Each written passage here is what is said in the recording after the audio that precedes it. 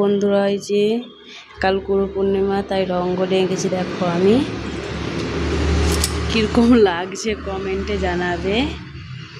দেখো ময়ূরের ডিজাইন করেছি, আর দেখো চৌকাটে হলদি এবং সিঁদুর নেপে দিয়েছি। আজকে আর ঘরও মুছা হয়ে গেছে, সব কমপ্লিট করে আসি, কারণ আজকাল সেই রুমেও আমাদের ব্যাচেলার রুমেও পূজা আছে। সেই হিসাবে আজকে আমি কালকেও আমার ঘরেতেও পূজা করব না আমি নিজে, তাই আজকে কাজটা তাই গুছিয়ে রাখছি। দেখো এই যে এটা ময়ূর করেছি, আর কিছু করি না। আর এই যে ঠাকুর মন্দিরে হলদি এবং সিঁদুর নেপে দিয়েছি। কেমন লাগছে কমেন্টে জানাবে। রাত্রে ভিডিও করলাম, আর এই যে দেখো কত সুন্দরই না লাগছে।